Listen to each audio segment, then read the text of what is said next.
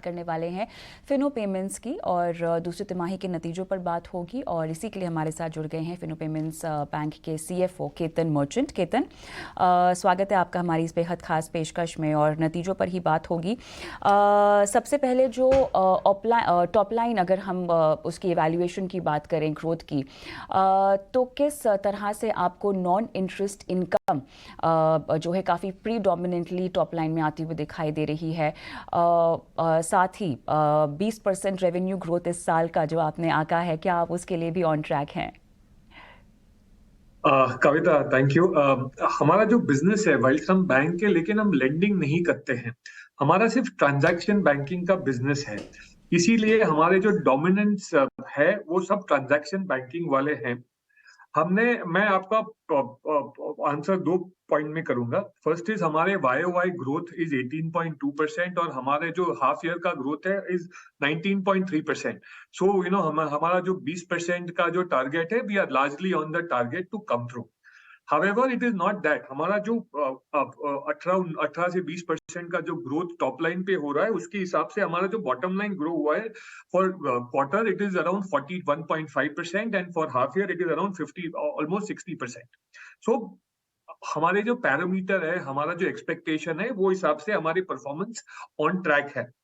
इसमें हमारे कौन से प्रोडक्ट ग्रो हो रहे हैं, which is also very important. हमारा जो कासा प्रोडक्ट है जिसका मार्जिन 54% है, उसका ग्रोथ क्वार्टर बाय क्वार्टर 38% हुआ है और सीएमएस जिसका मार्जिन ऑलमोस्ट 40% है, उसका ग्रोथ भी अराउंड 38% हो रहा है। तो ये सब करके जो हमारी इबिटा मार्जिन है, जो लास्ट ईयर क्वार्टर 2 23 में 10.1 था, वो अभी 12.9 हो गया है और हमारे पैट मार्जिन जो 4.6 थे वो 5.4 हो गए। तो ओवरऑल हमारे एक्सपेक्टेशन के हिसाब से हमारे जो की प्रोडक्ट्स है वो चल रहे हैं और हमें हमें उन पे ही फोकस करना है for next couple of quarters. Ketan, थोड़ा सा डिजिटल थ्रूपुट्स की हम बात करना चाहेंगे जिनकी स्ट्रेंथ हमें जो है वो बढ़ती हुई दिखाई दे रही है पिछले कुछ तिमाहियों से। मेरे ख्याल से 1.5 लाख करोड़ H1 में हमने देखा है, पहली बार भी क्रॉस हुआ है। क्या ये ग्रोथ आपको लगता है कि बरकरार रह सकती है? आपका आउटलुक इस नज़रिए से क्या होगा? This is a very valid point Kavita, आपने जो बताया। हिस्टोरिकली हमारा जो स्ट्रेंथ बिजनेस मॉडल है वो नेटवर्क पे है। हम किराना शॉप को मर्चेंट बना रहे हैं, लेकिन हम अभी देखेंगे कि लास्ट 4 क्वार्टर्स में हमने हमने डिजिटल पे एक्चुअली फोकस किया है। अभी हम देखें ये क्वार्टर के नंबर हमारे 87,000 करोड़ या 1.6 lakh crore for H1 and 87,000 for crore for the quarter का जो थ्रूपुट हुआ है, उसमें हमारा जो डिजिटल ट्रांजैक्शन थ्रूपुट है अभी 27% हो गया है। हम करते क्या है, हम हमारे यहाँ जो ग्राहक या और बैंकों के ग्राहक आ रहे हैं, this is again 70% of our business is coming from rural. वहां आ रहा है वो, हम हमारे डिजिटल प्लेटफॉर्म पे उनको लेके जा रहे हैं और हमने ऐसा प्लेटफॉर्म बनाया है जो बिगिनर्स के लिए, जो नए नए स्मार्टफोन पे आ रहे हैं, उनके लिए भी कन्वीनियंट हो। सो हमारा जो इम्पेटस है वो कंटिन्यू रहेगा डिजिटल पे। और डिजिटल पे हमारा जो प्रॉफिटेबिलिटी है वो भी इंक्रीज हो रहा है, बिकॉज जो कस्टमर हमारे डिजिटली एक्टिव है, वो जो हमारे बैंक अकाउंट को रिन्यू करते हैं, जो सब्सक्रिप्शन प्रोडक्ट हम जो यूज कर रहे हैं, उसका परसेंटेज बहुत हाई है। अदरवाइज हमारा रिन्यूअल परसेंटेज इज 60%। जो हमारे डिजिटली ओन कस्टमर है और जो कस्टमर डिजिटल यूज कर रहे हैं, उसमें हमारा जो रिन्यूअल परसेंटेज है वो 83% आ रहा है। So digital, CASA and CMS, ये तीन हमारे जो ग्रोथ इंजन है वो कंटिन्यू रहेंगे for next couple of quarters and that will also help us in our intent. जो हमको स्मॉल फाइनेंस बैंक की तरफ जाना है, हमारे बोर्ड ने जो अप्रूव किया है, उसमें भी हमको हेल्प करेंगे। केतन, एक चीज़ जो कि कंसर्न के तौर पे शायद हो सकती है, आप अगर समझाएं तो ये कंसर्न दूर हो सकता है। माइक्रो एटीएम और AEPS में थोड़ा सा डिक्लाइन आता हुआ दिखाई दे रहा है।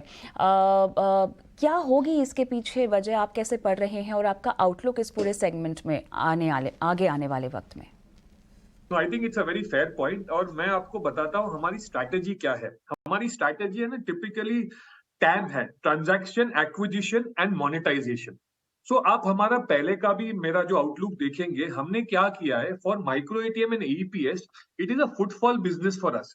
लोग जो अलग बैंक के कस्टमर हमारे किराना शॉप पर आते हैं, वहां से हम एक्विजिशन कर रहे हैं। सो वाइल्स AEPS specifically because of the ecosystem challenges, is not growing. However, हमारे जो फुटफॉल रहे हैं ट्रांजैक्शन बैंकिंग वाले, वो ट्रांजैक्शन को लेके वो बरकरार है। हमने आपको बताया था और हमने किया है कि 20% हमको ग्रोथ ड्राइवर कर रहे हैं। उसका जो मेन ड्राइवर है इस कासा एंड CMS।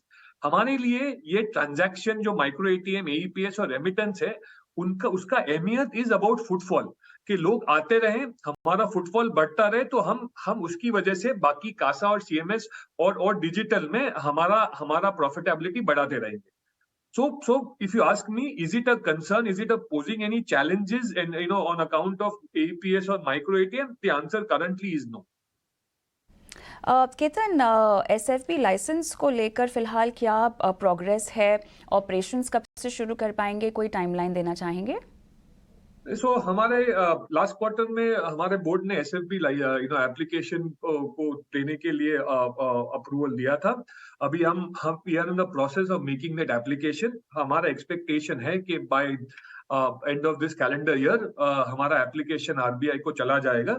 टिपिकली उसके बाद once the application is done, there is a process of assessing and everything else. So अभी हम इसमें प्रिपरेशन कर रहे हैं and we are planning that application essentially goes by the calendar year end.